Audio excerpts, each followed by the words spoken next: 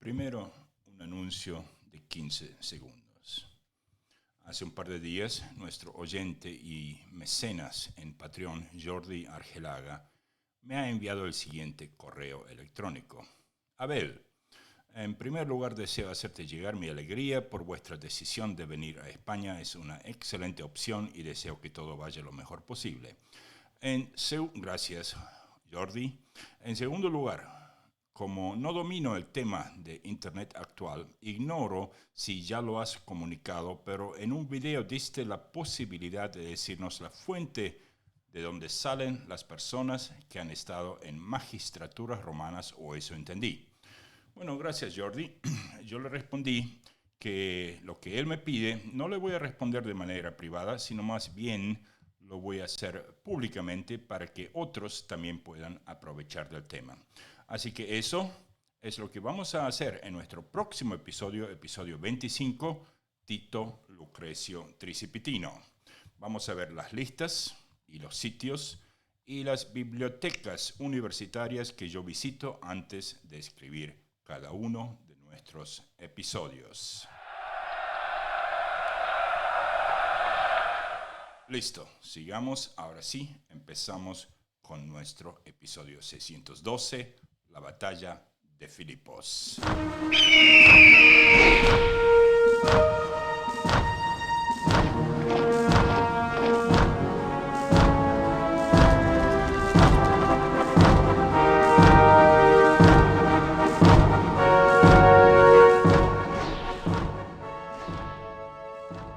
Bueno, el tema de hoy, como primero, hola muchachos, hola muchachas. Y como la batalla de Filipos es en realidad una doble batalla, pues tenemos dos mapas, dos fichas de batalla y dos reportes de guerra. Segundo, ahora la sección de frases célebres lleva una ficha en sí y ya van a ver a qué me refiero cuando lleguemos a eso. Ahora sí, vamos a poner el preview del año en el mes de octubre, que fue cuando las dos batallas de Filipos tomaron lugar. En nuestro mapa, para aquellos que lo ven visualmente, o sea, por YouTube, ese mapa nos ubica en la parte norte de la actual Grecia, de la moderna Grecia, mejor dicho, en la región bien conocida como Macedonia. Ese mapa también nos dice que ya por meses Roma está sufriendo de una hambruna causada por el bloqueo naval entre Sicilia y Roma, y que ahora también se extendía a cualquier tipo de envíos de granos desde África e incluso Hispania. Y si se preguntan por qué no enviaban granos desde Egipto, la respuesta es simple. Desde el año pasado las cosechas en Egipto venían fallando, así es, por 2 años consecutivos, en gran parte por las cenizas que vientos han traído desde el volcán Etna en Sicilia. Y obviamente los romanos le echaban la culpa al volcán Etna a los dioses, porque al igual que el cometa que apareció en el cielo, la erupción del volcán Etna había sucedido a los días o, no sé, a las semanas después del asesinato de Julio César. Por último, veamos dónde es que están nuestros protagonistas antes de la batalla. Y para eso voy a pasar a un mapa aquí. Esto es la punta, digamos, el talón de la bota de Italia con la ciudad de Brundisium. Y ahí tenemos tropas de Sirio y Norbano, la vanguardia de Marco Antonio y de Octaviano, a punto de cruzar el mar entre Italia y Epiro, y obviamente Macedonia, hacia Dyrraquio. De ahí van a seguir la ruta Ignacia, algo que vimos en nuestro episodio pasado, hacia el este, donde van a lograr por un rato bloquear la marcha de las tropas de Bruto y Casio, que se encuentran en Asia Menor. Recuerden que hacían estragos, necesitaban dinero, necesitaban tropas y tomaban ambas por las buenas o por las malas. Obviamente que cuando Bruto y Casio se enteran de que estos muchachos vienen hacia Macedonia, ellos se apuran a llegar a el Esponto, o sea, el cruce de Asia Menor hacia lo que es Europa, hacia Tracia, y el encuentro se produce en Filipos. También tenemos en ese mapa el lugar de la flota naval de Tilio, aquel Tilio Cimbro o Cimber, como prefieran, que fue uno de los asesinos de César también y que tomará parte en la batalla en el sentido de que él va a estar cerca de Neápolis asegurándose de que no lleguen suministros a Marco Antonio. Entonces ya tenemos esto y ahora el episodio de batalla consta de las siguientes partes: tecnologías nuevas, lugar y fecha, ficha de batalla, en este caso 2, personajes, unidades, condiciones especiales. Obviamente que eso va a incluir causas, la batalla misma y consecuencias, la frase célebre, que es algo nuevo, y de ahí a la lista de caídos, y de ahí vemos nuestra saga familiar, los próximos episodios y outro y saludos.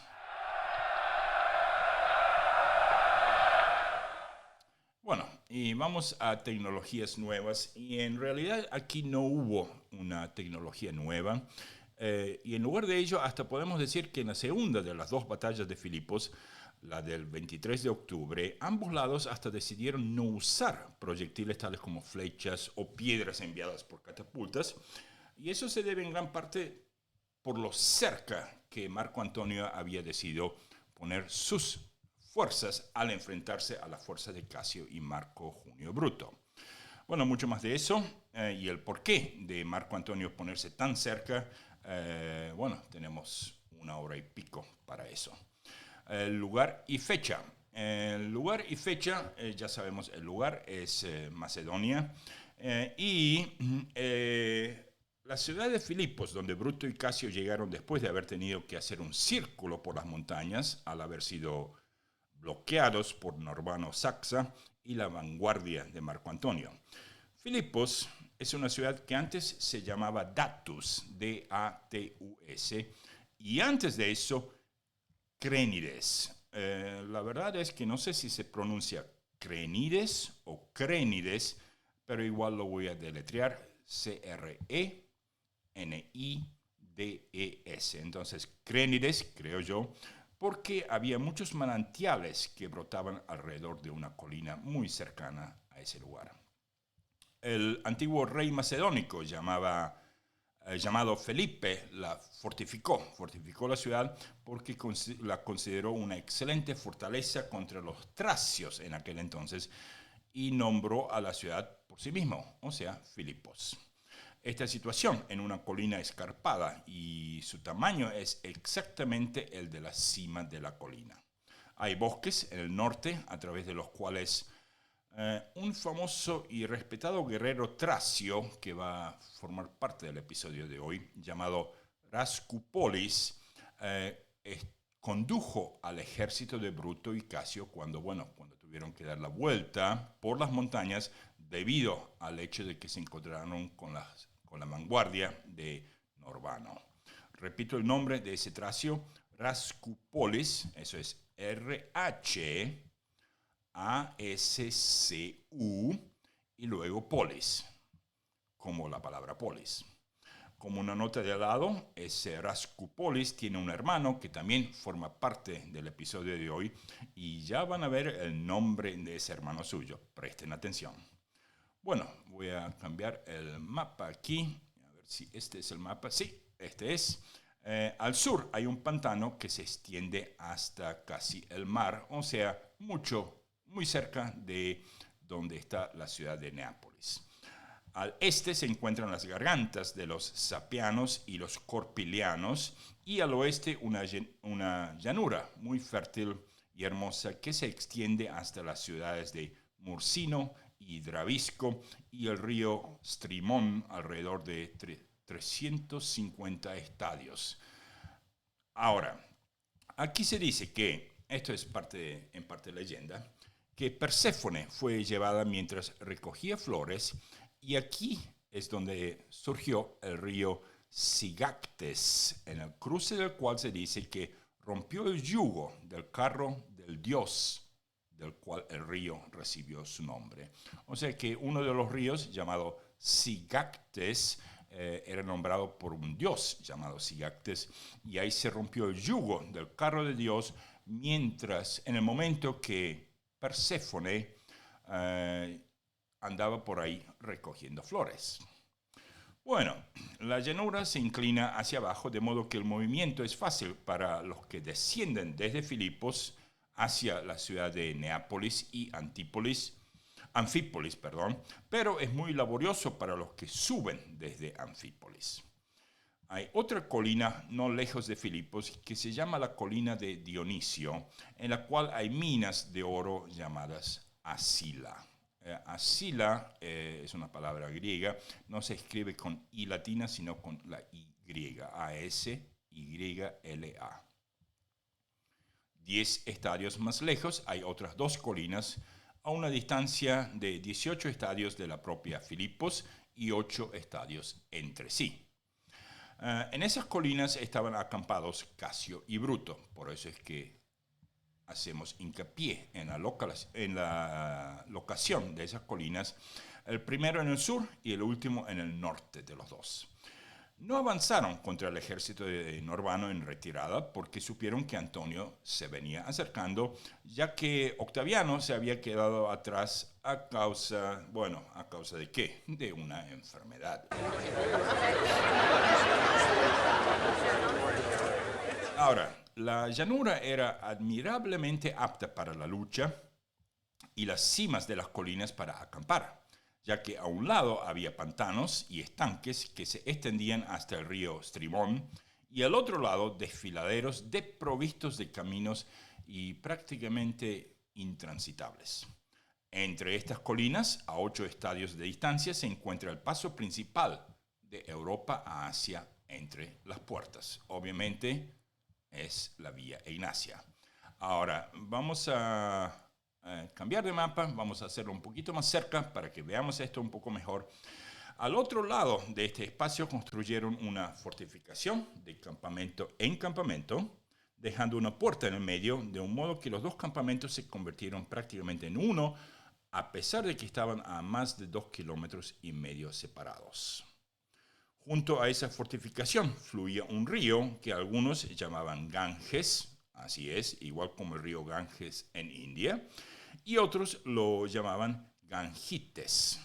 Y detrás de él estaba el mar, donde podían guardar sus suministros y embarcaciones con seguridad. Su depósito estaba en la isla de Tasos, que no figura en el mapa, sino que está un poco más al sur de la ciudad de Neápolis, a unos 100 estadios de distancia, y trirremes ancladas en Neápolis, estaban en la isla de Tasos a una distancia de 70 estadios. Bruto y Casio estaban satisfechos con la posición y procedieron a fortificar sus campamentos, pero Antonio movió su ejército rápidamente, deseando anticipar al enemigo que ocuparía Anfípolis como una posición ventajosa para la batalla. Cuando Antonio encontró el lugar, ya fortificado por la vanguardia de Norbano, pues quedó encantado. Después de eso vamos a tener una ficha, un mapa de cómo se dispusieron al comienzo de la batalla los 4 ejércitos, digamos, Casio y Bruto de un lado y Antonio y Octaviano del otro lado, cuando Octaviano llegue, cuando se le pase la enfermedad. Veamos ahora el tema de las fortificaciones. Dejando allí sus provisiones y una legión al mando de un hombre llamado Pinario, avanzó con la mayor osadía, y estoy hablando de Marco Antonio, claro, y acampó en la llanura a una distancia de solo 8 estadios del enemigo, y enseguida la superioridad de la situación del enemigo y la inferioridad de sí mismo se hizo evidente. O sea que Marco Antonio acampó en un lugar donde evidentemente él tenía la desventaja. Bruto y Casio estaban en terreno elevado, los segundos en la llanura. El primero compraba combustible en las montañas, el segundo en el pantano. El primero obtenía agua de un río, el segundo de pozos recién cavados. El primero obtenía sus suministros de Tasos, requiriendo el transporte de solo unos pocos estadios, mientras que el segundo estaba a 350 estadios de Anfípolis. Sin embargo, parece que Antonio se vio obligado a hacer lo que hizo porque no había otra colina y el resto de la llanura, que se encontraba en una especie de hondonada, estaba expuesta a inundaciones a veces por el río, por lo cual también las fuentes de agua se encontraron frescas y abundantes en los pozos que Marco Antonio excavó allí. Esa audacia de Antonio, aunque fue impulsado a ello por necesidad, confundió al enemigo cuando lo vieron levantar su campamento tan cerca de ellos y de una manera tan despectiva apenas llegó. Levantó numerosas torres y se fortificó por todos lados con zanjas, murallas y empalizadas. Bueno, el enemigo también completó su fortificación donde su trabajo fue defectuoso. Casio, observando que el avance de Antonio era imprudente, extendió su fortificación en el único lugar donde aún faltaba, desde el campamento hacia el pantano, un espacio que se había pasado por alto debido a su estrechez, de modo que ahora no había nada sin fortificar excepto el acantilado en el flanco de Bruto y el pantano en el de Casio y el mar que se extiende, bueno, contra el pantano. Vamos a ver si estamos... ahí están, donde están Bruto y Casio, con la ciudad de Filipos detrás suyo. Y aquí tenemos el mapa donde Marco Antonio acampa justo frente a Casio, muy muy cerca, 8 estadios, mientras que Octaviano acampa un poquito más al norte de Marco Antonio y frente a Bruto. Ahora recuerden que del lado de los republicanos, Casio es el genio, Bruto tiene muy poca experiencia militar, y del otro lado, de los triunviros, Octaviano es el que tiene muy poca experiencia militar. Marco Antonio es ahora, en este momento, el hombre más famoso, el general número 1 en toda Roma. Bueno, sigamos. Entonces, estamos en lugar y fecha. ¿Y qué podemos hacer ahora? Veamos ahora la fecha exacta. La primera batalla, el 3 de octubre del año 42. La segunda batalla, el 23 de octubre, es decir, 20 días más tarde. Obviamente vamos a ver qué exactamente se pasaron haciendo los muchachos durante esos 20 días. Pero les puedo asegurar que ni se las pasaron jugando al truco, al ajedrez o cualquier otro juego, y tampoco se las pasaron cocinando pollos, asado o preparando garum para después de la lucha. No, era mucho, mucho más grave la situación. Ahora sí, vamos a las fichas de batallas, y aquí tenemos la ficha de batalla de la primera batalla. Es una victoria del segundo triunvirato, en el sentido de, obviamente yo no voy a leer todo lo que dice la ficha, porque por un lado las fichas son descargables de nuestro sitio de Patreon, libres de cargo. Y por el otro lado, esos son detalles, son fichas como para uno refrescar la memoria. Tenemos a Cayo Casio Longino, un suicidio, ahí está la pequeña espada. Al lado de Octaviano tenemos un termómetro que yo puse ahí porque, bueno, el hombre estaba enfermo. Y también anoté en esa ficha que Gneo Domicio Calvino naufragó. Él no fallece en ese naufragio, sino que simplemente pierde en la lucha naval contra Gneo Domicio Enobarbo. Así es, tenemos de un lado un Gneo Domicio Calvino y del otro lado un Gneo Domicio Enobarbo. Ambos son de la gens de los Domicios, pero como ya ven, esto es una guerra civil, luchan primos contra primos, padres contra hijos, hermanos contra hermanos. Fue terrible. Entonces, Enobarbo, que bloqueó cualquier tipo de posibilidad de retirarse a Italia, pues venció en una batalla naval a Gneo Domicio Calvino. Eso también lo vamos a ver un poquito más tarde. La segunda ficha es la segunda batalla de Filipos, y esta es una decisiva victoria del segundo triunvirato. Marco Junio Bruto se suicida, Lucio Tilio Cimber cae en batalla, Quinto Hortensio también cae en batalla, de eso vamos a ver, pero ya les debo saber que es el hermano de aquella muchacha Hortensia, aquella brava muchacha Hortensia que nosotros habíamos oído en nuestro episodio pasado. Sí, así es, este hombre muere en batalla hoy. Bueno, entonces, ¿qué más tenemos? Ahí están las fichas de batallas y nuestra próxima parte son los personajes. Entonces sí, vamos a la ficha de personajes. Y esto es muy, muy sencillo porque simplemente vamos a poner los personajes principales de los dos lados. Así es como vamos a hacer en episodios de batalla. Marco Antonio, Octaviano y Marco Emilio Lépido del lado de los triunviros. Marco Junio Bruto y Cayo Casio Longino del lado de los republicanos. Obviamente que hay muchos, muchos más. Los vamos a ir viendo, pero estos son los personajes de las batallas. Cuando vimos el episodio, pues la lista era tan larga que ni siquiera cabía en una sola ficha, así que tuvimos unos personajes con un número 1 y después la ficha con un número 2, porque obviamente solo puedo meter, no me acuerdo si eran 8 o 1, 2, 3, 4, 8 hileras por ficha. Trato de mantener un poco los gráficos en orden. Entonces, ahí están los personajes. Vamos al tema de las unidades.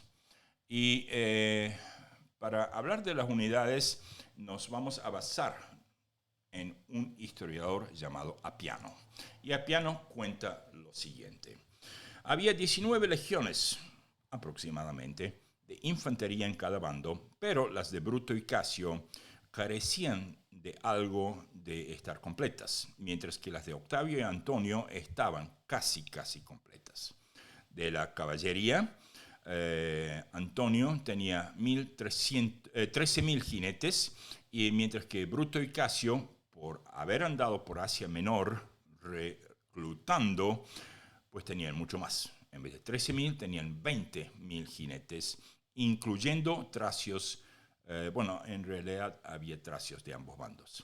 Así, en la multitud de hombres, en el espíritu y valentía de los comandantes y en armas y municiones, se completó un despliegue de lo más magnífico en ambos lados. Sin embargo, no hicieron nada durante varios días. En realidad, no hicieron nada durante 10 días. Se miraban las caras el uno al otro. No solamente eso, sino también se gritaban insultos, de que generalmente son insultos de la hermana o de la madre del muchacho que está del otro lado de esos 8 estadios. Uno puede bien gritar eso, o a veces simplemente de las características femeninas del muchacho mismo, si es que él no tenía una hermana o una madre. Bueno, Bruto y Casio no querían entablar combate, sino seguir desperdiciando al enemigo por falta de provisiones, ya que ellos mismos tenían abundancia de Asia, todos transportados por el mar de muy cerca. Todo el enemigo no tenía nada en abundancia y nada de su propio territorio. No pudieron obtener nada a través de los comerciantes en Egipto, ya que ese país estaba agotado por el hambre, ni de España o África, a causa de Sexto Pompeyo, ni de Italia, a causa de un hombre llamado Murco, que junto con Domicio pues habían fallado en enviar suministros, que es lo que acabo de mencionar con Enobarbo y el bloqueo entre Duracio y Brundicio. Macedonia y Tesalia, que eran los únicos países que los abastecían en ese momento, no serán suficientes para abastecer a ambos por mucho más tiempo.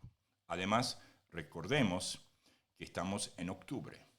Pronto, muy pronto, tenemos el invierno. Y en las montañas de Macedonia, el invierno no toma prisioneros. Y ahora sí, vamos a ver condiciones especiales. Y como condiciones especiales tenemos una condición especial muy memorable, muy de tener en cuenta.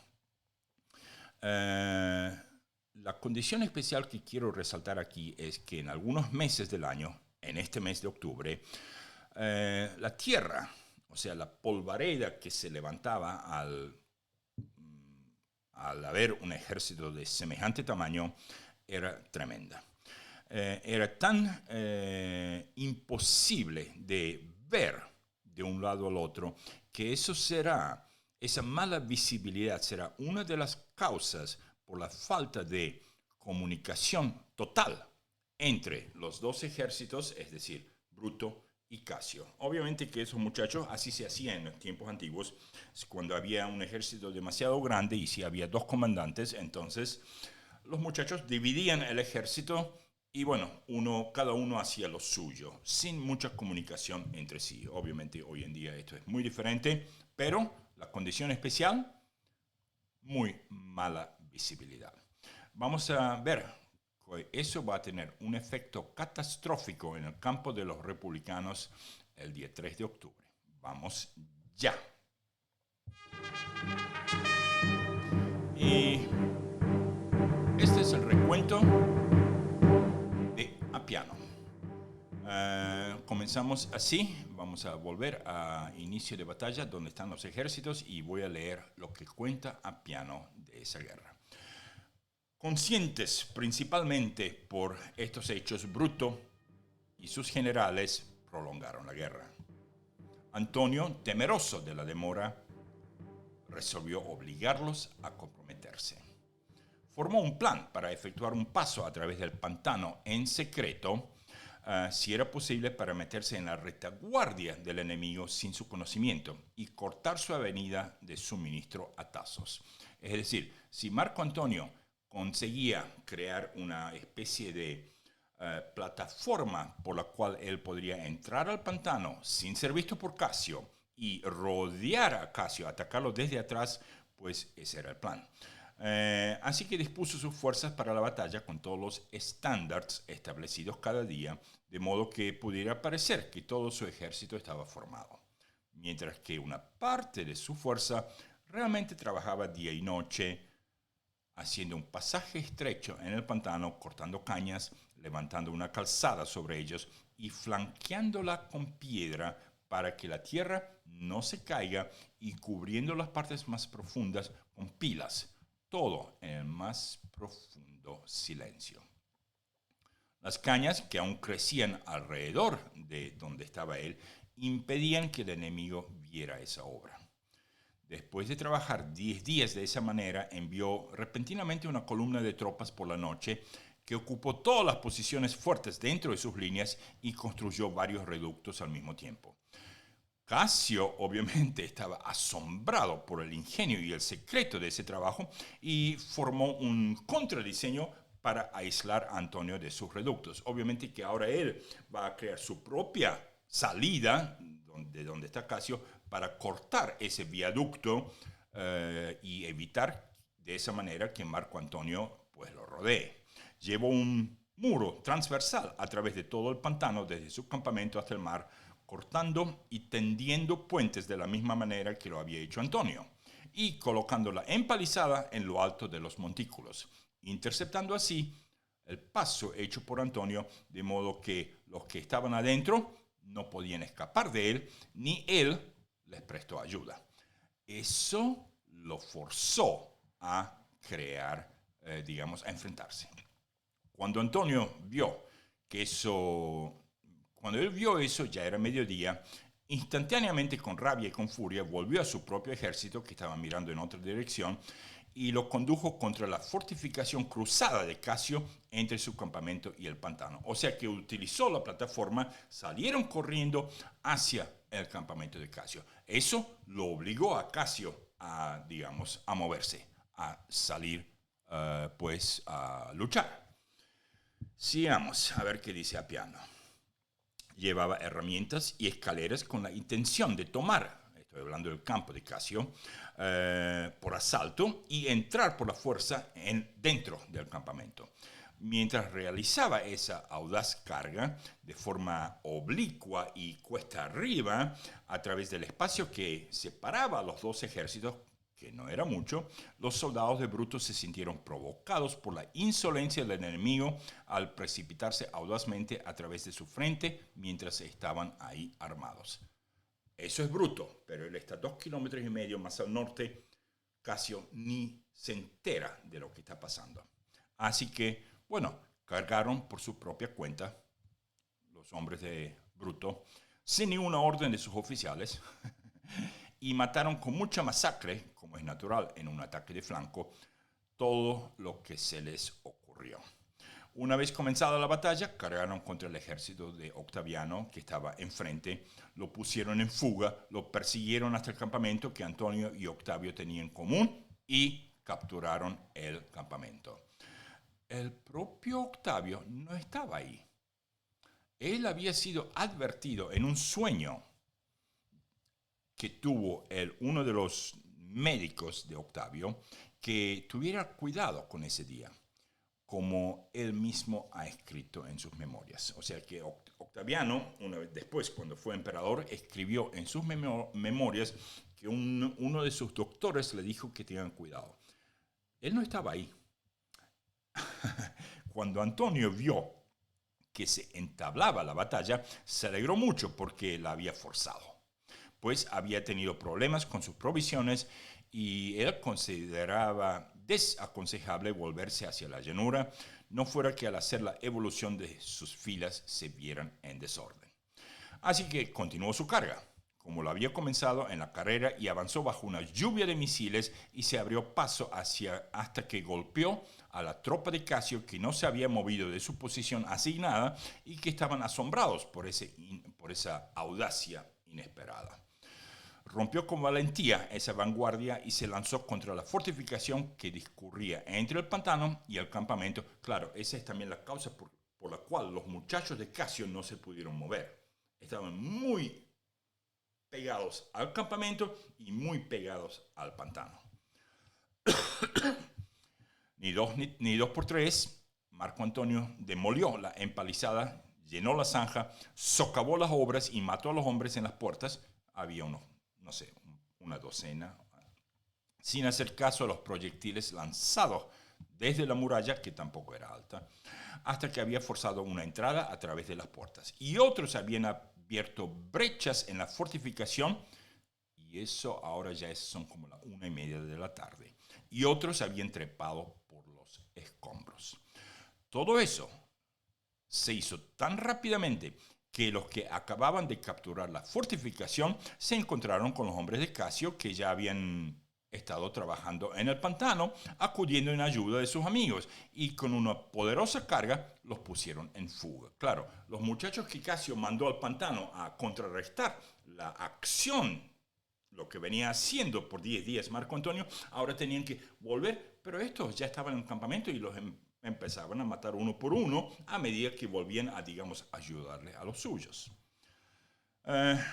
Entonces, escalaron la fortificación con Antonio, él también se subió, y el resto estaba involucrado en un conflicto con el enemigo al otro lado de la muralla.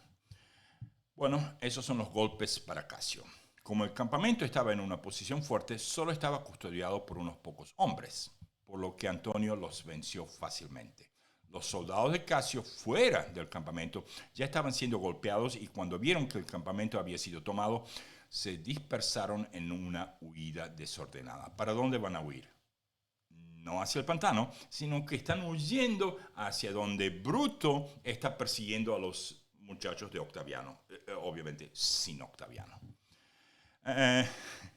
Hubo una gran matanza en ambos lados, pero debido a la extensión de la llanura y las nubes de polvo, ignoraban el destino de cada uno. Nadie sabía qué le pasaba al otro.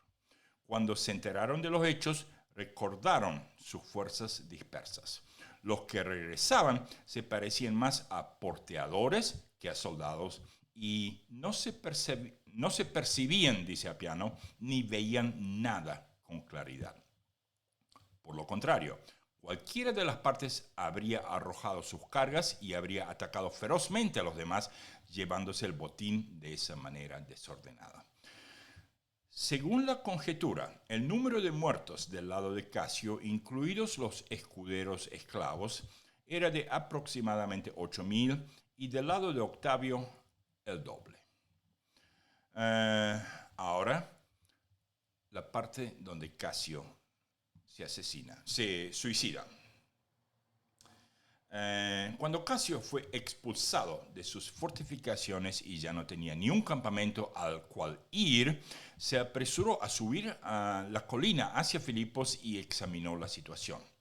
Como no podía ver con precisión por el tema de la polvareda, ni podía ver qué es lo que andaba pasando, sino solo con su propio campamento había sido capturado, ordenó a un esclavo suyo llamado Píndaro, que ese esclavo también llevaba su escudo cuando Casio no lo quería llevar, que cayera sobre él y que lo matara.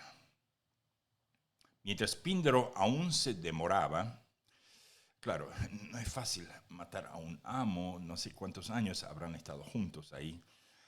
Así que mientras Píndaro aún se demoraba, un mensajero corrió y dijo que Bruto había salido victorioso en el otro ala y estaba devastando el campamento enemigo. Casio simplemente respondió: dile que rezo para que su victoria sea completa. Hay otra versión que dice que le fueron a anunciar que venía la caballería y que había obviamente no de Apiano, sino que Octaviano, la caballería de Octaviano había quebrado a través de las líneas de Bruto y que estaban en camino. Entonces, eso hizo que, según las versiones de otros historiadores, eso hizo que Casio se apuró aún más en suicidarse. Luego, volviéndose hacia Píndaro, Casio dijo: ¿qué estás esperando? ¿Por qué no me liberas de mi vergüenza? Luego, mientras presentaba su garganta, Píndaro lo mató. Este es un relato de la muerte de Casio. Otros dicen que cuando se acercaron unos jinetes trayendo la buena noticia de Bruto, ahí está la otra versión, los tomó por enemigos y envió a Titinio para averiguar qué andaba pasando exactamente, y los jinetes, que rodearon a Titinio con alegría como amigo de Casio y al mismo tiempo lanzaban fuertes hurras, que Casio, pensando que Titinio había caído rodeado en manos de enemigos, dijo: he esperado ver a mi amigo arrebatado, y que se retiró a una tienda con Píndaro y que Píndaro nunca jamás fue visto otra vez. Por esa razón, algunas personas piensan que mató a Casio sin órdenes de Casio. Como ven, existen 3 versiones diferentes aquí de la muerte de Casio. Así, Casio acabó con su vida en un día que fue el día de su cumpleaños, en el que, como sucedió, se libró la batalla y Titinio se suicidó porque había llegado demasiado tarde a darle las noticias, y Bruto lloró por el cadáver de Casio y lo llamó el último de los romanos, lo que significa que su igual en virtud nunca volvería a existir. Le reprochaba la prisa y la precipitación, pero al mismo tiempo lo estimaba feliz, porque estaba libre de preocupaciones y problemas, que dijo: llevan a Bruto. ¿A dónde, ¿A dónde? Entregó el cadáver a sus amigos para que lo enterraran en secreto, para que el ejército no llorara al verlo, obviamente para que la moral del ejército no se vaya cuesta abajo. Y él mismo pasó toda la noche sin comida y sin preocuparse por su propia persona, restaurando el orden en el ejército de Casio.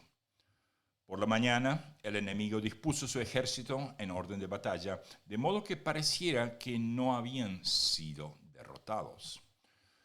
Bruto, percibiendo su designio, exclamó: armémonos también y hagamos creer que hemos sufrido la derrota.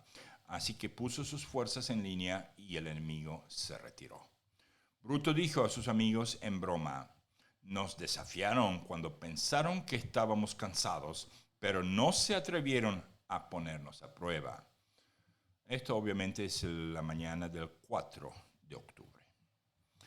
Ahora sí tenemos que volver un poquito a lo que está pasando mientras tanto en el Adriático, en el mar Adriático. El mismo día que fui testigo de la batalla de Filipos, de esta primera batalla de Filipos, tuvo lugar otra gran calamidad en el Adriático. Domicio Calvino traía 2 legiones de infantería en barcos de transporte a Octavio, una de las cuales era conocida como una legión marciana, no del planeta Marte, obviamente no, sino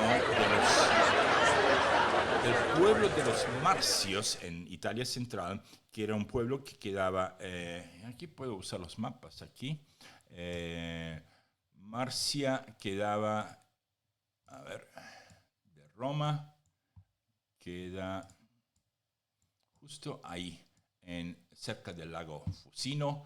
Y aquí, para los que me están viendo por YouTube, pues pueden ver los Marcios, o sea, Marci en inglés, muy cerca del Lacus Fucinus, un lago que traía muchos mosquitos, muchas plagas hacia Roma, y muy cerca de la ciudad de Antinum. Este mapa, dicho sea de paso, también es disponible en nuestro sitio de Patreon. Trae muchos detalles. Entonces, volvemos al tema de... a ver, aquí estamos. Sí, de los Marcios. Una legión era de los Marcios. Pues habían perdido. También tenían una corte pretoriana de unos 2.000 hombres, 4 escuadrones de caballos y un cuerpo considerable de otras tropas bajo el convoy de unos pocos triremes. Murco y Aenobarbo los recibieron con 130 barcos de guerra. Algunos de los transportes que estaban al frente se escaparon navegando, pero el viento cesó repentinamente y el resto se movió en una calma muerta en el mar, entregando por algunos días en manos de sus enemigos, porque estos últimos, sin peligro para ellos mismos, cayeron sobre cada barco y lo aplastaron. Ni los triremes que los escoltaban podían prestar ayuda, ya que estaban cercados por su reducido número. Los hombres que estuvieron expuestos a este peligro realizaron muchas acciones de valor. A veces deformaron apresuradamente sus barcos con cuerdas y los sujetaron con palos para evitar que el enemigo atravesara su línea. Pero cuando lograron eso, Murco les disparó flechas ardientes. Entonces, sí, se tienen que separar porque no pueden estar atados. Si uno de los barcos empieza a quemarse, el otro barco más le vale separarse bien rapidito. Bueno, luego soltaron sus ataduras lo más rápidamente posible y se separaron entre sí a causa del fuego, y así quedaron nuevamente expuestos a ser rodeados y embestidos por las triremes de Enobarbo. Y bueno, algunos de los soldados, especialmente los Marci o marcianos, que sobresalieron en valentía, estaban exasperados de perder la vida inútilmente, por lo que se suicidaron antes de morir quemados. Otros se subieron a bordo de los triremes del enemigo, vendiendo cara sus vidas. O sea, trataron de vender sus vidas lo más caro posible. Buques medio quemados flotaron durante mucho tiempo, conteniendo hombres que perecían por el fuego, el hambre y la sed. Otros, aferrados a mástiles o tablones, fueron arrojados sobre rocas estériles o promontorios que había por ahí, y de estos algunos se salvaron inesperadamente. Algunos de ellos incluso duraron 5 días lamiendo brea o masticando velas o cuerdas, hasta que las olas los llevaron a tierra. La mayor parte, vencida por sus desgracias, se rindió al enemigo. Se rindieron 17 triremes y los hombres que los ocupaban prestaron juramento a Murco. Su general, Calvino, que se creía que había perecido, regresó a Brundisium en su barco 5 días más tarde. Tal fue la catástrofe, muchachos, que sobrevino en el Atlántico el mismo día del 3 de octubre, o sea, la primera batalla de Filipos, ya sea más acertadamente llamada catástrofe naval o batalla naval. Bueno, así lo cuenta Appiano. Me gusta el estilo de Appiano de escribir batallas navales. La coincidencia, agrega él, la coincidencia de las dos batallas causó asombro cuando la gente supo de eso más tarde. Volviendo al tema de Bruto. Perdón, voy a tomar un trago. Bruto reunió a su ejército y se dirigió a él de la siguiente manera. En el combate de ayer, compañeros soldados, ustedes fueron en todos los aspectos superiores al enemigo.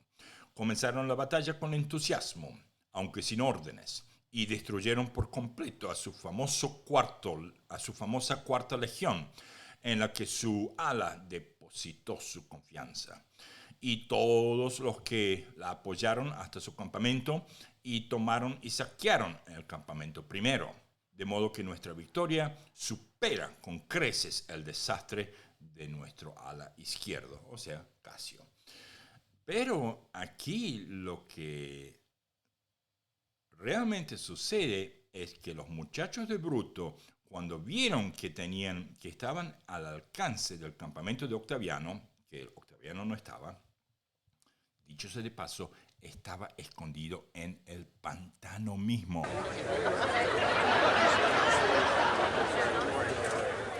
Bueno, los muchachos de Bruto, ellos perdieron tiempo muy, muy valioso robando cosas del campamento de Octaviano, en vez de o seguir luchando, o sea, seguir persiguiendo a los soldados de Octaviano que venían huyendo, o dar la vuelta y prestarle ayuda a Casio. Bueno, vamos a ver un poquito más de eso en un ratito. Pero cuando estuvo en su poder terminar todo el trabajo, ustedes prefirieron saquear que matar a los vencidos, porque la mayoría de ustedes pasaron por alto al enemigo y corrieron hacia el campamento. Bueno, sigue Apiano. Somos los superiores nuevamente en esto, que de nuestros 2 campamentos capturaron solo uno, mientras tomamos todos los suyos, de modo que aquí nuestra ganancia es 2 veces mayor que nuestra pérdida. Obviamente que aquí Bruto le está tratando de dar coraje a sus propios soldados, que sí vencieron, pero también está tratando de hablarle a los soldados de Casio que por lo pronto, o sea, ese día, todavía ni siquiera saben que Casio está muerto. Él está por primera vez se ve con la tarea de hablarle a un ejército que no le da bolilla a él. O sea, un ejército que no oye sus órdenes. Ellos son soldados de Casio. Ellos van a morir por Casio, pero no por no por Bruto. Vamos a ver cómo le va. Entonces, la última frase de ese discurso es: tan grandes son nuestras ventajas en la batalla. Eso es lo que dijo Bruto. Vamos a darle un cheer por eso. Entonces, mientras tanto, los soldados de Marco Antonio y Octaviano no pueden obtener nada de Sicilia, Cerdeña, África o Hispania, porque Pompeyo, Murco y Aenobarbo, con 260 barcos en total, cierran el mar contra ellos. Y los recursos naturales en Macedonia ya se han agotado. Ahora dependen solo de Tesalia. Y aquí hay algo que muchos historiadores ignoran completamente, incluyendo a Apiano, es que Cleopatra, la reina de Egipto, el año pasado, cuando ella se fue de Roma, recuerden que ella fue invitada, porque estaba pues embarazada con el hijo de Julio César, y obviamente cuando Julio César fue asesinado, ella se fue porque ya no estaba segura en Roma. Antes de ella irse, ambos lados se pusieron en contacto con ella.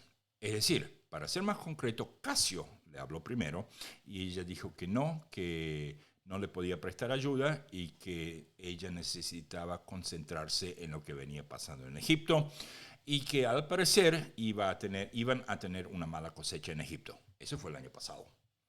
Por el otro lado, después de eso, también la contactó Marco Antonio. A él ella sí le dijo que le iba a enviar 100 naves de ayuda apenas llegue a Alejandría. Esas naves no llegaron a tiempo, se metieron en una tormenta y Cleopatra estaba a bordo de esas naves y a medio camino entre Alejandría y la isla de Tasos tuvieron que dar la vuelta. Así es, muchachos. Entonces, vamos a ver cómo sigue esto. Tácticas diferentes. Por lo tanto, cuando los veáis ansiosos por luchar, tengan en cuenta que están tan presionados por el hambre que prefieren la muerte en la batalla. Eso es algo que Apiano escribe, que dijo Bruto. Entonces, haremos parte de nuestro plan que el hambre los atacará antes que nosotros. Escuchen esto. Ahora Bruto, sabiendo que no tenían la lealtad de los soldados de Casio, él dice, hagamos que se vayan muriendo de hambre, no los peleemos. O sea, por un lado está diciendo, somos los vencedores, hicimos el doble de lo que hicieron ellos, pero por el otro lado él sabe que no es así, que ese no es el caso y que simplemente hay que matarlos de la hambruna. No nos dejemos llevar a nuestro ardor antes del momento oportuno. O sea que él no quería pelear. Que nadie piense que mi mando se ha convertido en pereza más que en acción.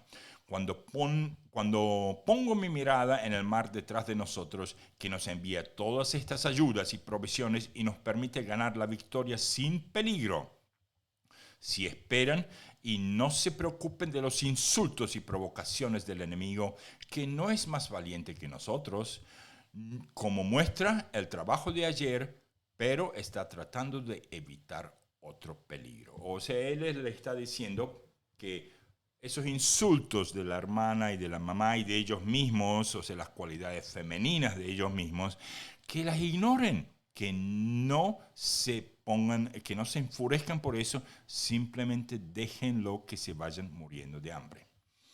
Bueno, él continúa con eso, ese discurso es mucho más largo, obviamente no voy a leer todo eso, pero entonces sabemos que Bruto no quiere salir a la lucha. Mientras tanto, Octavio y Antonio, viendo que Bruto no estaba dispuesto a pelear, reunieron a sus hombres. Antonio se dirigió a ellos así. Mucho más pragmático, Antonio. Veamos. Soldados, estoy seguro de que el enemigo reclama en sus discursos una parte de la victoria de ayer, porque a algunos de nosotros nos empujaron y saquearon nuestro campamento. Y obviamente que estaba hablando de Octaviano. Pero con su acción demostrarán que la victoria era totalmente nuestra. Porque os prometo que ni mañana ni ningún otro día estarán dispuestos a luchar. Es la prueba más clara de su derrota ayer y de su falta de coraje, que como los que han sido vencidos en los juegos públicos se mantienen fuera de la arena. O sea, compara la batalla con los juegos públicos allá en Roma. Seguramente no reunieron un ejército tan numeroso para pasar el tiempo en las fortificaciones en las partes desérticas de Tracia.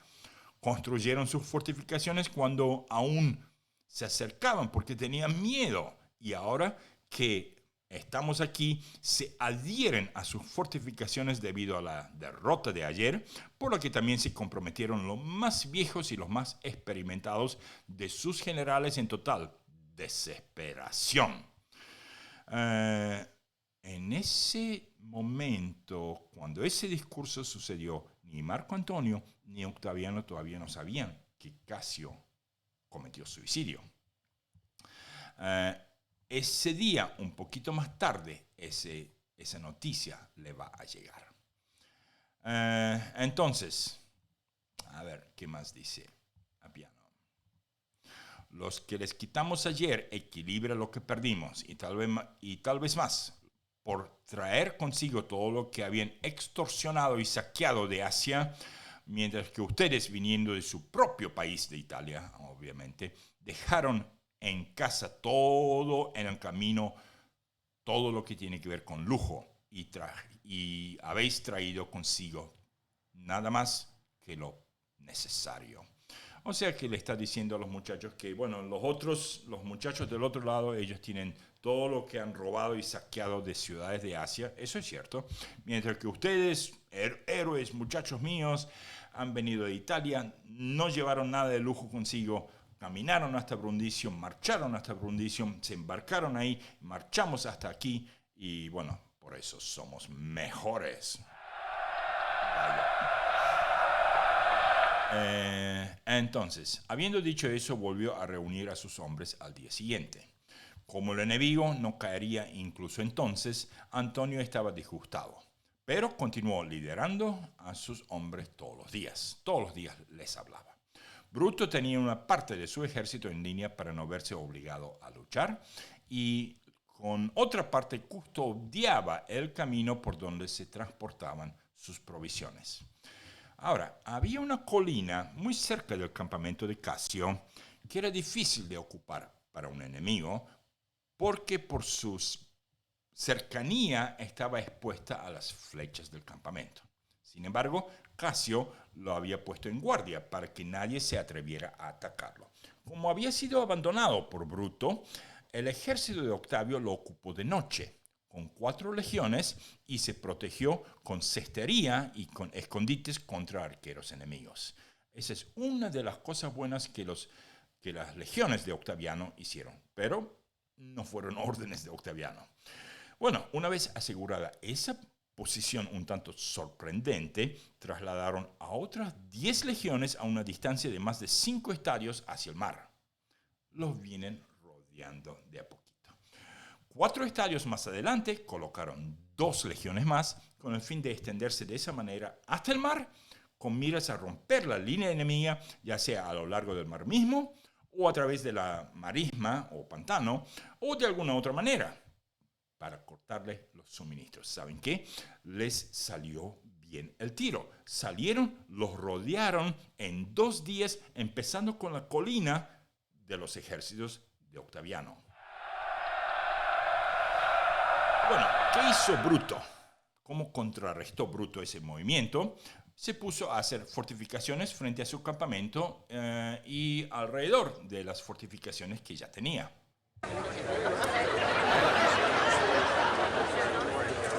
La tarea de Octavio y Antonio se hizo apremiante.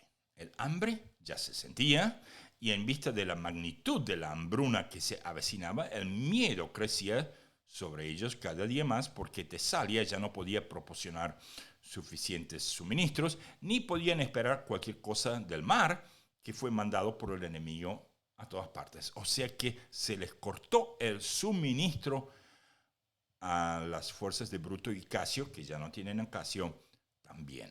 La noticia del reciente desastre en el Adriático, esa noticia les llegó a ambos ejércitos el mismo día y eso provocó una nueva alarma, al igual que la llegada del invierno. Ese día fue el 6º día de esos 20 días entre la primera lucha y la segunda. Eso provocó una alarma mucho más grande. Ahora Marco Antonio sí tenía que, si bien ahora los otros tampoco tenían comida, él ya estaba con hambre. 6 días de hambre. Raciones eran mínimas. Movidos por esas consideraciones, enviaron una legión de tropas a Acaya inmediatamente para recoger toda la comida que pudieran encontrar y enviársela a toda prisa. Bueno, como no podían descansar bajo el grande peligro inminente y como sus demás artilugios eran inútiles, dejaron de ofrecer batalla en la llanura y avanzaron con gritos a las fortificaciones enemigas a desafiar a Bruto a luchar, ofendiéndolo y burlándose de él con la intención no tanto de asediarlo como de un asalto loco para obligarlo a un compromiso. O sea que ya no se paraban enfrente del ejército a asaltar, no, se iban a las mismas paredes ignorando flechas que yo creo que hasta sin flechas se venían quedando los muchachos. Pero Bruto se adhirió a su intención original y más porque sabía de la hambruna, que él también iba a sufrir muy pronto, y de su propio éxito en el Adriático, y de la realmente desesperada situación del enemigo por falta de suministros. Prefería soportar el asedio a cualquier otra cosa antes de comprometerse con los hombres desesperados por el hambre y cuyas esperanzas se basaban únicamente en la lucha porque, bueno, no había otra. Sus oficiales, aunque aprobaban el plan de Bruto, estaban molestos, pensando que en el actual estado del ánimo del ejército, que ellos podrían vencer al enemigo más rápidamente. El propio Bruto fue la causa de esos murmullos, siendo de una disposición gentil y amable hacia todos, no como Casio, que había sido austero e imperioso en todos los sentidos, por lo que el ejército obedeció sus órdenes con prontitud, sin interferir con su autoridad y no criticar cuando no habían hecho algo correctamente. Pero en el caso de Bruto no esperaban otra cosa que compartir el mando con él debido a su temperamento demasiado apacible. Finalmente, los soldados comenzaron cada vez más abiertamente a reunirse en compañías y grupos a preguntarse unos a otros por qué nuestro general no estigmatiza. ¿Cómo nos hemos ofendido últimamente? Nosotros que conquistamos al enemigo y lo hicimos huir, nosotros que matamos a los que se oponían a nosotros y tomamos su campamento. Bruto no hizo caso de esos murmullos ni tampoco convocó una asamblea por las dudas para que no lo obliguen a abandonar su cargo contrariamente a su dignidad. Y bueno, y ahí es donde sale, digamos, a la voz, ahí es donde cada uno de los legionarios se termina enterando que Casio había enterrado, que Bruto había enterrado a Casio en secreto en la isla de Tasos, muy poquito al sur de Neápolis, en secreto, o sea, para no demoralizar el ejército. Bueno, ahora sí, al parecer la batalla va a cualquier día de estos, la batalla tiene que suceder. Y vamos a ver qué más podemos leer de Apio. Octavio y Antonio recorrieron sus propias filas, estrechando la mano de los más cercanos, instándolos aún más solemnemente a cumplir con su deber y sin ocultar el peligro de hambre, porque creían que sería una oportuna incitación a la valentía. Soldados, dijeron, hemos encontrado al enemigo. Bueno, por un lado sí, los encontraron hace ya casi 20 días, pero bueno. Tenemos entre nosotros a quienes buscamos atrapar fuera de sus fortificaciones. Que ninguno de ustedes avergüence su propio desafío o se muestre desigual a su propia amenaza. Y bueno, así de día en día los muchachos salían dándole, o sea, Octavio y Antonio seguían dándole coraje, espíritu a sus propios muchachos. Y vamos a ver si podemos... Un día de estos, ambos bandos adivinaron igualmente que este día sería el día de la batalla. Y aquí quiero poner una imagen de dos águilas. Y esto sucedió así. Como todos los días, ellos se ponían uno cerca del otro gritándose, pero el día 23 de octubre eso fue un tanto diferente. Se pusieron al campo ambos, Bruto porque ya sus generales y también la gente que estaba bajo Casio ya no le prestaban, realmente seguían insistiendo que había que luchar y en un momento dado Bruto hasta dijo, bueno, al parecer estoy haciendo, me va igual como a Pompeyo Magno, más que gobernar yo, me están gobernando los demás, o sea, la gente que me tendría que estar escuchando, ellos son los que están gobernando, y bueno, aceptó que, bueno, va a haber lucha. Salió, y cuando ambos ejércitos se pusieron frente a frente, dos águilas aparecieron en el cielo. La gente empezó a mirarlos, y uno de los águilas sobrevolaba las fuerzas de Bruto, mientras que el otro sobrevolaba las fuerzas de Marco Antonio, más que de Octaviano. Y empezaron a luchar entre sí. Y obviamente que todo el mundo, sobre todo los romanos, con lo supersticiosos como son, se pusieron a observar esa lucha. Cuando el águila que estaba del lado de Bruto se puso en fuga, o sea, huyó, sus enemigos lanzaron un gran grito y se entabló batalla.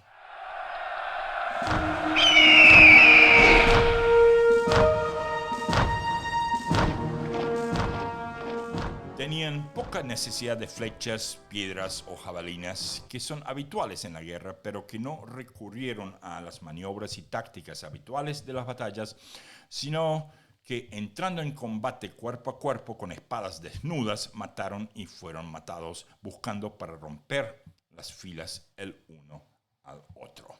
Por un lado, era una lucha por la autoconservación más que por la victoria. Por el otro lado, la victoria y por la satisfacción del general que se había visto obligado a luchar contra su voluntad. La matanza y los gemidos fueron terribles. Los cuerpos de los caídos fueron llevados de regreso y otros entraron en sus lugares desde las reservas. Y aquí quiero poner una ficha no es esta, unidades, ¿dónde está? Condiciones especiales, perfecto. Bueno, sigo leyendo. Esto es una imagen de una serie televisiva de la batalla de Filipos y como pueden ver, otra vez tenemos el tema de la polvareda. Los generales volaban de aquí para allá, con vistas a todo, excitando a los hombres con su ardor, exhortando a los trabajadores a trabajar y aliviando a los que estaban agotados para que siempre hubiera un nuevo coraje en el frente. Finalmente, los soldados de Octavio, ya sea por miedo al hambre o por la buena suerte del propio Octavio, porque ciertamente los soldados de Bruto no eran culpables, hicieron retroceder la línea enemiga como si estuvieran haciendo girar una máquina muy, muy pesada. Bueno, por fin están haciendo algo bueno estos muchachos. Estos últimos fueron retrocedidos paso a paso lentamente al principio y sin perder el valor. En ese momento sus filas se rompieron y se retiraron más rápidamente y luego la segunda fila y la tercera en la retaguardia se retiraron con ellos, todos mezclados en desorden, apiñados entre sí y por el enemigo que los presionó sin cesar hasta que se convirtió claramente en un vuelo. Por el otro lado, Marco Antonio, muy astuto del lado suyo, se fue más y más alejándose de Octavio, lo que obligaba a las fuerzas de Bruto, o sea, las fuerzas que eran de Casio originalmente, a hacer lo mismo para que entre esas dos fuerzas, a su orden, a la orden de Marco Antonio, entrase la caballería. Bueno, los soldados de Octavio, entonces especialmente conscientes de la orden que habían recibido, se apoderaron de las puertas de la fortificación del enemigo con gran riesgo para ellos porque estaban expuestos a misiles desde arriba y por delante, pero impidieron que gran parte del enemigo ganara entrada. Estos huyeron, algunos al mar y otros a través del río Sigactes a las montañas.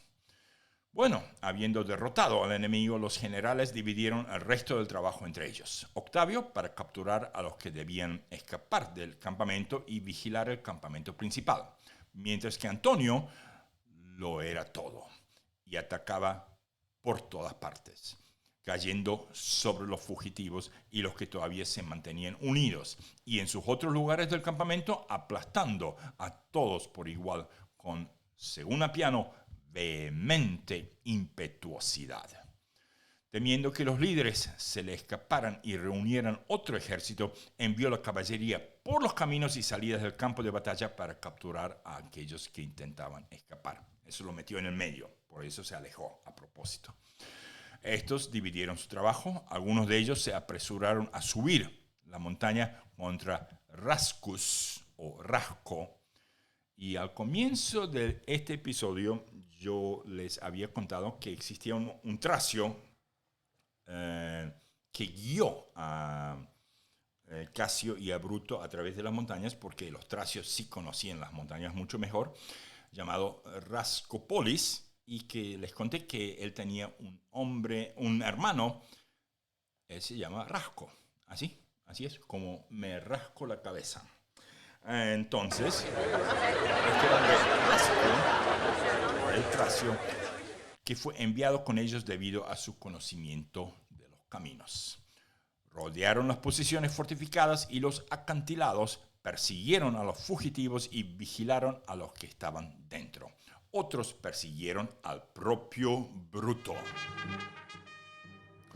Lucilio, al verlos correr furiosamente, se rindió, haciéndose pasar por Bruto, y les pidió que lo llevaran con Antonio en lugar de Octavio, por lo que principalmente se creía que era Bruto tratando de evitar a su implacable enemigo. ¿Y saben qué? Lucilio primeramente logró engañar al hombre diciendo que yo soy Bruto, yo soy Junio Bruto, no me maten, quiero hablar con Marco Antonio. No, no quiero hablar con ese Octaviano. Ya todo el mundo sabía de lo malo que era Octaviano a la hora de perdonar vidas. No era generoso, no tenía ese espíritu de grandeza como Julio César, como tantos otros. En fin, cuando Antonio se enteró que lo iban a traer, fue a su encuentro con una pausa para reflexionar sobre la fortuna, la dignidad y la virtud del hombre, pensando cómo recibiría a Bruto. Mientras se acercaba, Lucilio se presentó y dijo con absoluta osadía: «¿No has capturado a Bruto? Ni la virtud será jamás prisionera de la bajeza. Engañé a estos hombres y aquí estoy». Bueno, Antonio, observando que los jinetes estaban avergonzados de su error, él los consoló diciendo: «La casa que habéis atrapado para mí no es peor, sino mejor de lo que pensáis, tanto mejor como un amigo que un enemigo». Luego confió a Lucilio al cuidado de unos de sus amigos, o sea, puso a un amigo suyo a que cuide a este Lucilio que se hizo pasar por Bruto, y más tarde lo tomó a su propio servicio y lo empleó como en capacidad confidencial.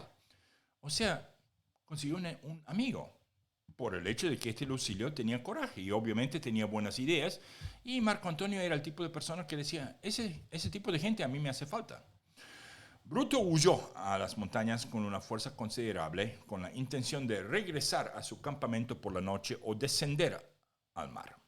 Pero como todos los caminos, perdón, pero como todos los caminos estaban rodeados de guardias, pasó la noche en armas con todo su grupo, y se dice que, mirando hacia las estrellas, exclamó: «No olvides, Zeus, el autor de estos males», refiriéndose a Antonio. Se dice que Antonio mismo repitió este dicho en un periodo posterior, en medio de sus propios peligros, probablemente en unos 10 años, lamentando que cuando pudo haberse asociado con Casio y Bruto, se había convertido en la herramienta de Octavio.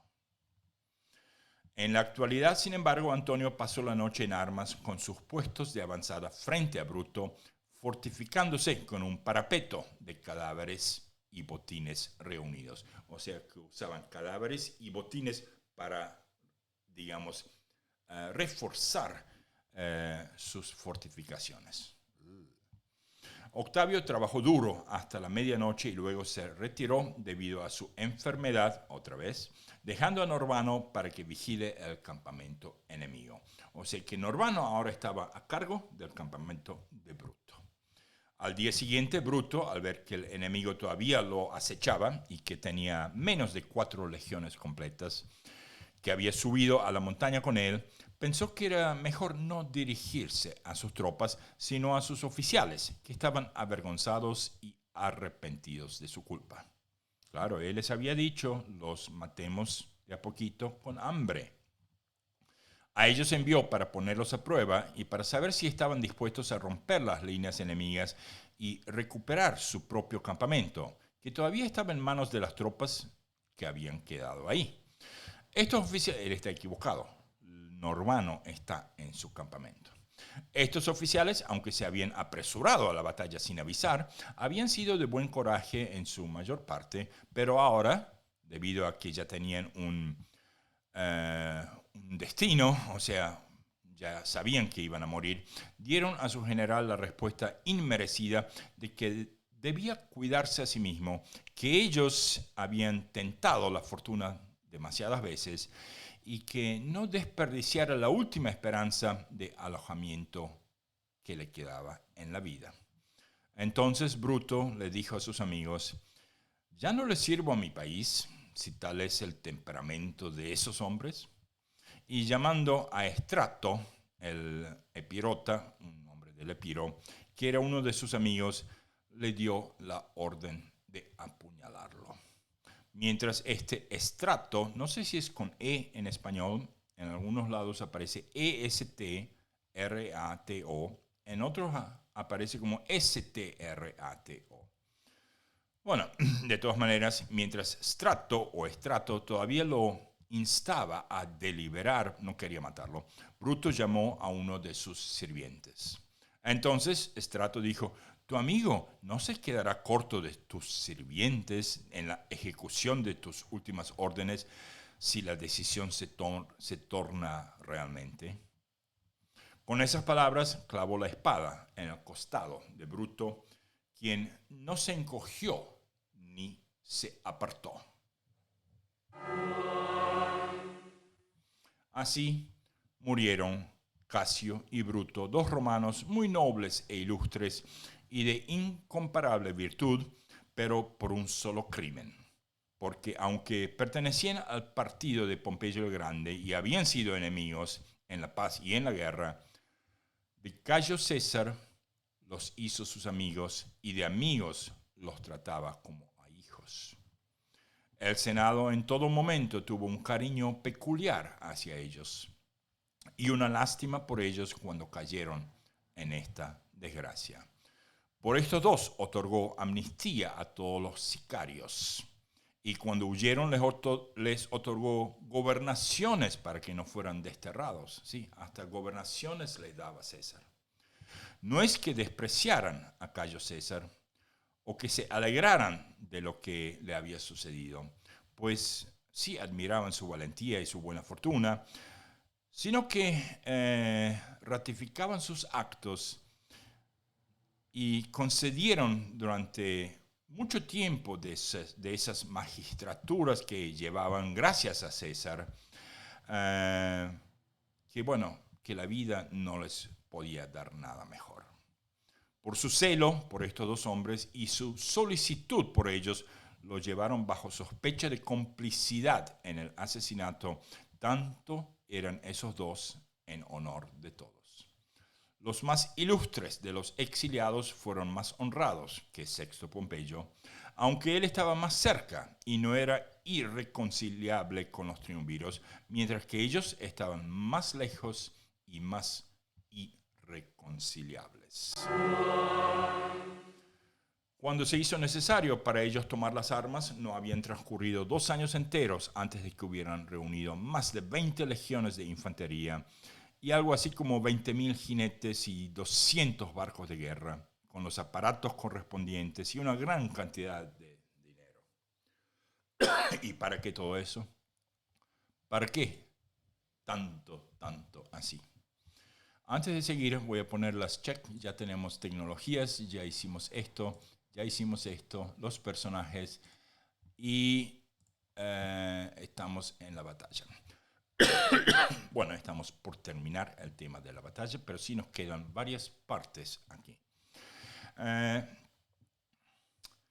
Y Appiano sigue alabando un poco a tanto Bruto como Casio.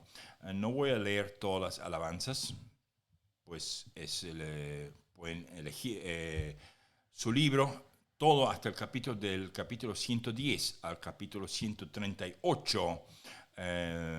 Habla de todo eso. Obviamente que yo no voy a leer todo eso. Sí voy a leer un par de cosas más de algo más que le pasó a Marco Junio Bruto. Hoy es el episodio de él.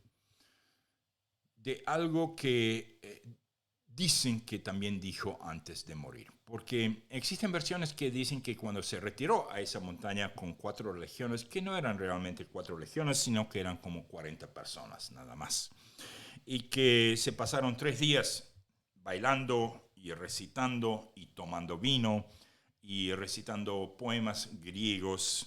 Todos eran bastante eruditos, hablaban griego de forma muy fluida, sabían de literatura, no eran esos tipos de soldados, y que en un momento Bruto exclamó, me ha matado el cruel destino, ayudado por el hijo de Latona. Averigüen quién es Latona. Una vez cuando estaba a punto de cruzar de Asia a Europa con su ejército, y mientras estaba despierto por la noche y la luz ardía débil, Bruto vio una aparición de forma extraordinaria que estaba a su lado, y cuando audazmente preguntó quién de los hombres o dioses podría ser, respondiéndole el espectro le dijo, soy tu genio maligno, Bruto. Volveré a aparecer ante ti en Filipos. Y se dice que se le apareció la noche antes de la última batalla. O sea que ese mismo espíritu le apareció o mientras estaba despierto, digamos, soñando de día o en un sueño, que ese mismo espíritu se le apareció en la noche entre el 22 y el 23 de octubre del 42 antes de Cristo. Su genio maligno, volveré a aparecer ante ti en Filipos. Bueno, tal fue el castigo que sufrieron Casio y Bruto. Antonio encontró el cuerpo de Bruto, lo envolvió en la mejor prenda de púrpura, lo quemó y envió las cenizas a su madre, Servilia. El ejército de Bruto, cuando se enteró de su muerte, envió enviados a Octavio y Antonio y obtuvo el perdón y se dividió entre sus ejércitos, pero no todos. Estaba formado por unos 14,000 hombres. Además de estos, un gran número de los que estaban en los fuertes se rindieron. Los propios fuertes y el campamento enemigo fueron entregados a los soldados de Octavio y Antonio para que los saquearan. De los hombres distinguidos en el campo de Bruto, algunos perecieron en las batallas. Ya vamos en unos minutos a la parte de los caídos. Y otros se suicidaron como habían hecho los 2 generales. Otros deliberadamente continuaron luchando hasta la muerte, hasta el último, hasta la última gota de sangre. Entre esos hombres notables estaban Lucio Casio, un sobrino del gran Casio, y Catón, el hijo de Catón. Este último cargó contra el enemigo muchas veces. Luego, cuando sus hombres comenzaron a retirarse, él se quitó el casco, eso lo vimos en el episodio pasado, ya sea para que lo reconocieran o para que lo maten más fácil, y se lanzó contra el enemigo. Labeo, un hombre célebre por sus conocimientos, padre de Labeo, que todavía es célebre como jurisconsulto, cavó una trinchera en su tienda del tamaño de su cuerpo. Eso fue la noche antes del 23. Dio órdenes a sus esclavos en relación con el resto de sus asuntos. Hizo los arreglos como deseaba a su esposa e hijos. Escribió cartas a cada uno de ellos y entregó esas cartas a sus esclavos a que fuesen enviados. Luego, tomando a su esclavo más fiel de la mano derecha y haciéndolo girar, como es costumbre romana de conceder la libertad, le entregó una espada mientras se volvía y le presentaba la garganta. Y así su tienda, estoy hablando de Labeo, se convirtió en su tumba. Ya él había excavado su propia fosa antes de hacer eso. Rasco, el tracio, trajo muchas tropas de las montañas. Pidió y recibió como recompensa el perdón de su hermano Rascópolis, de lo cual quedó claro que desde el principio estos tracios no habían estado en desacuerdo entre sí, sino que al ver a 2 grandes y hostiles ejércitos entrar en conflicto cerca de donde ellos vivían, pues dividieron las posibilidades de fortuna de tal manera que el vencedor podría salvar al vencido. Esto está buenísimo. Rascópolo de un lado, Rasco, el hermano, del otro lado. ¿Por qué se pusieron a pelear de dos bandos opuestos estos dos hermanos tracios? Bueno, uno de los dos iba a ganar y el ganador se iba a encargar a perdonarle al otro. O sea, una forma de no arriesgar a poner todos los huevos en un solo canasto. Seguimos. ¿Qué más? Porcia, esposa de Bruto. Porcia, esposa de Bruto y hermana del joven Catón, al enterarse de que ambos habían muerto de la manera descrita, aunque muy vigilada por los domésticos en su casa en Roma, se apoderó de unas brasas vivas calientes, que llevaba en un brasero y se las tragó. Nosotros ya hablamos en nuestro episodio pasado que obviamente que eso, casi seguro que eso no es cierto y que existen otras dos versiones. Bueno, de los otros miembros de la nobleza que escaparon a Tasos, la isla de Tasos, algunos se embarcaron desde allí, otros se comprometieron con los restos del ejército al juicio de Mesala Corvino y Lucio Bíbulo, hombres de igual rango, para hacer por todos los que debían decidir y para que decidieran qué hacer. Estos llegaron a un acuerdo con Antonio y Octaviano, por el cual entregaron a Antonio, a su llegada a Tasos, el dinero y las armas, además de abundantes suministros y una gran cantidad de material de guerra que estaban almacenados. Más que nada, comida. Muchachos, hora de comer. Y ya estamos en los últimos dos capítulos de Apiano, pero igual estoy cortando un poquito.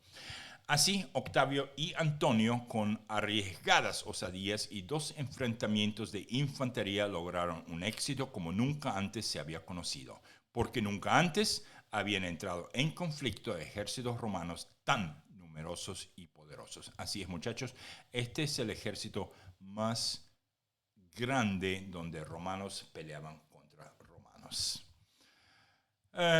Tampoco hubo nunca tanta furia y osadía en la guerra como aquí. Cuando los ciudadanos luchaban contra los ciudadanos, las familias contra las familias y los compañeros soldados entre sí. La prueba de esto es que, teniendo en cuenta ambas batallas, el número de muertos, incluso entre los vencedores, parecía no ser menor que el de los vencidos. Y así el ejército de Antonio y Octavio confirmó la predicción de sus generales, pasando en un día y de un solo golpe del peligro extremo y el hambre y el miedo a la destrucción de la riqueza generosa, la seguridad absoluta y la victoria gloriosa. Además se produjo el resultado que Antonio y Octaviano habían predicho a medida que avanzaban hacia la batalla. ¿Qué más? Tenemos que mucha gente prefirió entregarse a Antonio sabiendo del carácter del carácter de Octaviano. Ahora sí, vamos a la ficha de los caídos, vamos a leerlos. Y obviamente que aquí tenemos a Marco Junio Bruto, Cayo Casio Longino, Quinto Hortensio, el hermano de Hortensia, la muchacha del episodio pasado, Lucio Tilio Cimber, el que en primero comandaba la flota, Marco Livio Drucio Claudiano, de él hablamos también en nuestro episodio pasado, él se suicidó el 23, y Publio Servilio Casca Longino.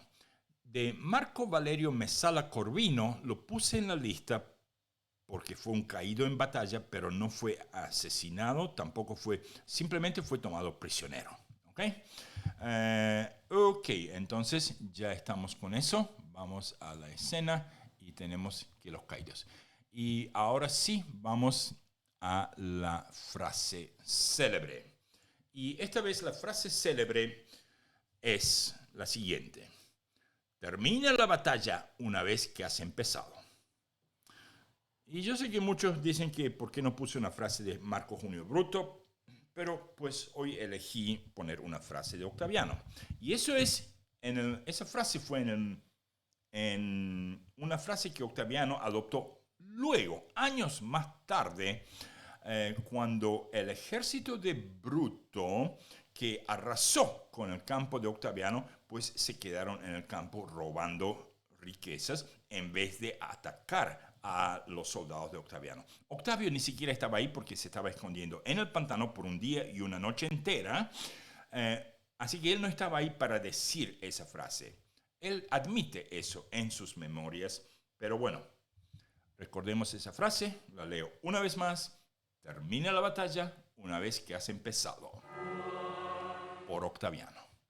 Entonces, vamos ahora a nuestra saga familiar. A ver. Caídos, frase, saga familiar. Bueno, y nuestra saga familiar tenemos esto. Yo todavía, como es el episodio del mismo año, yo todavía tengo la portada en homenaje a mi mamá, que falleció 6 meses antes de yo comenzar a publicar la serie vieja, los episodios viejos del podcast El Cuento de Roma, que ahora los estoy volviendo a subir tanto a YouTube como a Patreon.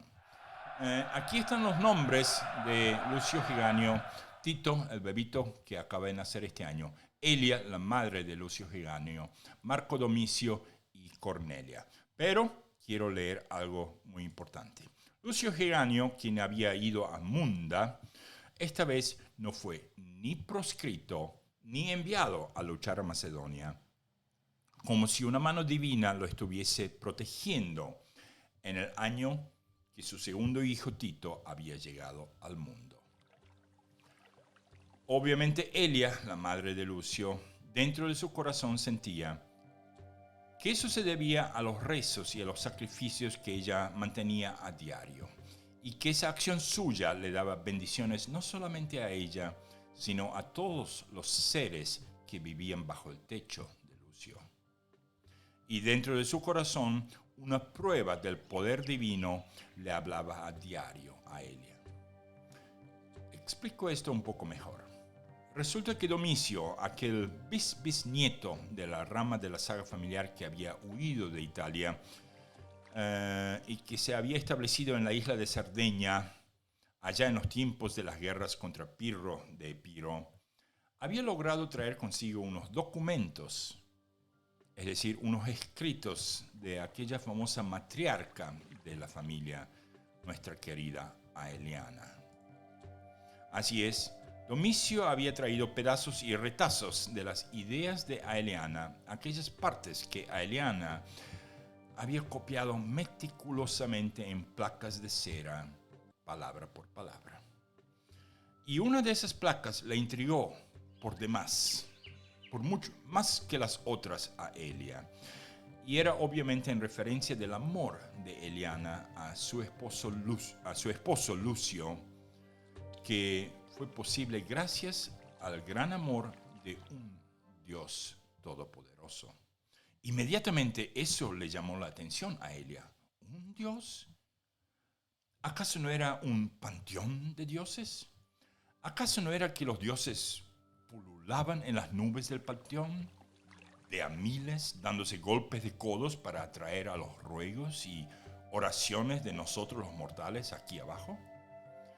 Esa idea de un Dios que no tenía ni forma ni figura y que era todopoderoso y que requería amor, no temor de los humanos, fue algo que Elia, la madre de Lucio Giganio, supo dentro de su corazón fue la causa de que nadie, ni un solo miembro de nuestra saga familiar, tuvo que ir a luchar en la batalla de Filipos. ¿Qué diferencia si recordamos todos los horrores por los que nuestra familia, la familia de la saga familiar, tuvo que pasar durante los oscuros años del gobierno de Lucio Cornelio Sila? Bueno, con eso tenemos la saga familiar. Vamos ahora a nuestros próximos episodios. Y nuestro próximo episodio, pues volvemos a los tiempos de la República temprana romana. Esos tiempos llenos de leyendas, de niebla del tiempo, de las invenciones y las mentiras que futuros historiadores, oradores y sobre todo emperadores se podían dar el lujo de meter.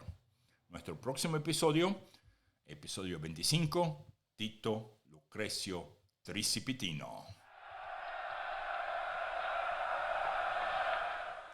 Después de eso, tenemos un episodio del Estado de la Unión. Recuerden, cada 13 episodios, 26 es divisible por 13. Y daremos una vuelta a nuestra águila para que recorra el mundo que en un futuro le pertenecerá a Roma. Para aquellos que ya conocen nuestros episodios de El Estado de la Unión, sabrán que nuestra águila saldrá volando desde Roma hacia el norte y dará un gigantesco vuelo alrededor de la cuenca del mar Mediterráneo, pasando por todas aquellas regiones que serán de interés para Roma tarde o temprano. Veremos qué pasa en Etruria, en las Galias del río Po, en Macedonia, en Grecia, en Asia Menor, en Siria, en Judea, en Egipto, en África, es decir, Cartago, en Hispania. Y volveremos por el sur de la bota de Italia, es decir, por aquellas regiones colonizadas por los griegos, jonios, dorios y corintios, para regresar a Roma. De ahí, nuestro próximo episodio es el episodio 27 de un hombre llamado Lanato, un hombre, muy buen hombre, Lanato, que hizo todo lo que pudo para traer la paz entre patricios y plebeyos. Lanato, el pacificador, episodio 27. Espurio Casio, 3 veces cónsul, 1 vez dictador, 2 marchas triunfales y luego ejecutado, como episodio 28. Y después de eso, el primer dictador, y ya con eso vamos a estar llegando al año 501 a.C., a punto de entrar a un nuevo siglo. Entonces ya tenemos esto y ahora sí vamos a nuestra outro y saludos, y quiero mandar saludos a las siguientes personas: Diego Temple, Jesús Ángel Jiménez Pérez, Jordi Argelaga, Stavros Kalinikos, Julián Mercado, Lorena Bedoya Arboleda, Todd Volin, a Fiona, mi esposa, la extraño muchísimo desde aquí de Croacia, ella todavía está en China, Carlos Madrazo, Julen Mirren, Roberto Calderón, Sara Jiménez Bedoya y Carlos Yugueros, quien se nos ha unido la semana pasada. Bueno, ya con eso podemos ir. Voy a abrir la outro y simplemente para decirles gracias por escuchar y hasta nuestro próximo episodio.